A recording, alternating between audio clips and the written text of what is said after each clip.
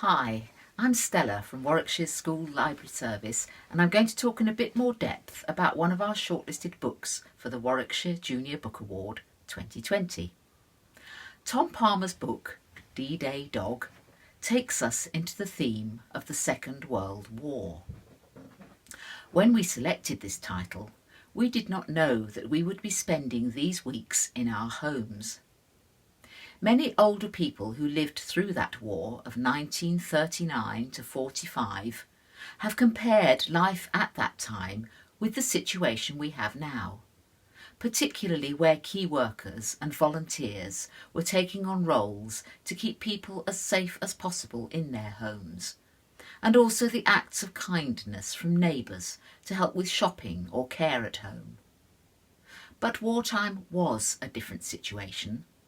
And this book centres on a boy in Year 6 called Jack, as he learns more about the conflict in different ways. One of these ways is at school, as his year group prepare for a visit to the battlefields of Normandy in France, and one of the cemeteries there where many soldiers from the UK and other nations lie buried. Each grave is marked by a simple white cross with the name, and whether we have visited or not, we can find images online of these places with row upon row of white markers on the green turf. Tom Palmer opens the story with Jack learning from his dad about D-Day through a new video game. His dad is very knowledgeable about the history of the D-Day landings in Normandy and talks Jack carefully through what happened. Jack's dad learnt about this from his own dad, who had lived through the war. Jack's dad is in the reserves, a part of the army that is just that, people in other jobs who spend a lot of their spare time training so they can be ready to be called up to army duties if required. Jack's dad tries to prepare Jack for the fact that he has just been called to serve in Afghanistan. He is also trying, through the D-Day game, to widen Jack's understanding of war, which at the start of the book is quite narrow. Jack sees war as a straightforward means to overcome a common enemy. He is right in principle, but actual wars show how complex the situation can become, very far from a black and white, right or wrong, goodies versus baddies scenario, as we sometimes see in films. The pupils in Jack's class are asked to focus on one of the soldiers buried in the cemetery they will visit.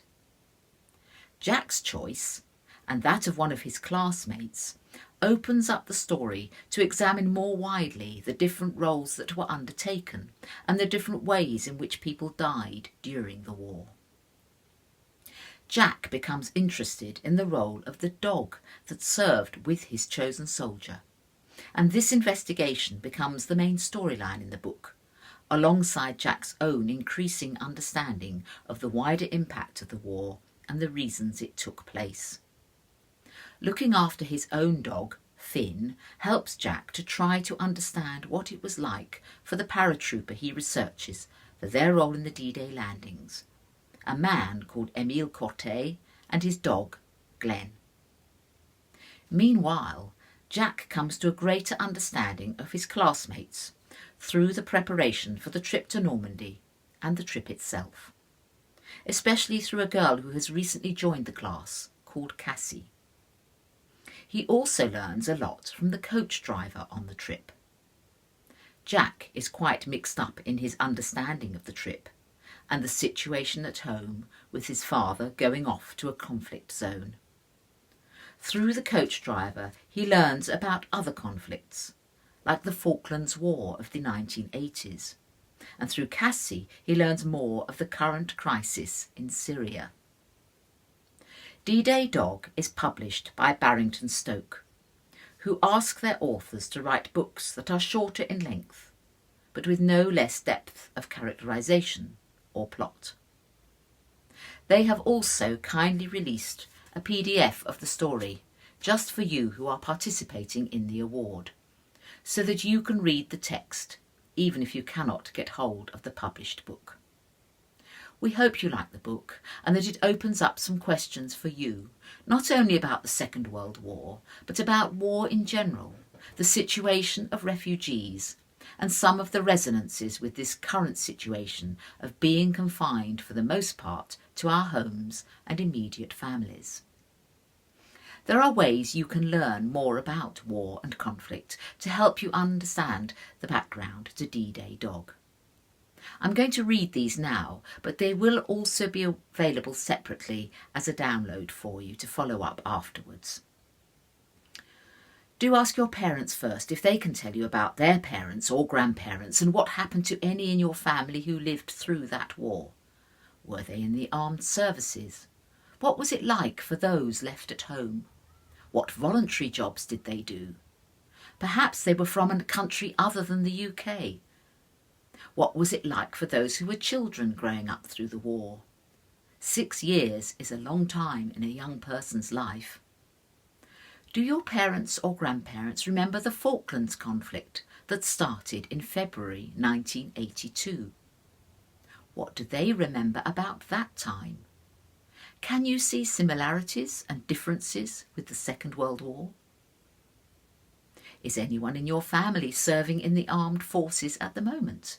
That could be the Army, Navy or Air Force or a specialist unit. What is their role? Talk to them about this book if you are able. What do you learn from them that changes your thoughts about war? Here are a few questions you might think about when you have read D-Day Dog. What have I learnt about the Second World War that I didn't know before? What do I know about other wars and conflicts? What do I know about current conflicts where there are refugees trying to settle in other countries? Did reading D-Day Dog change my views about any of this? How would I feel now about letting the dog in our family, or ones I know belonging to friends, serve in a war? If you have visited the battlefields or beaches of Normandy, how did this relate to the experience of Jack and his friends in D-Day Dog? The supporting document also lists some useful websites to help you further. Thank you.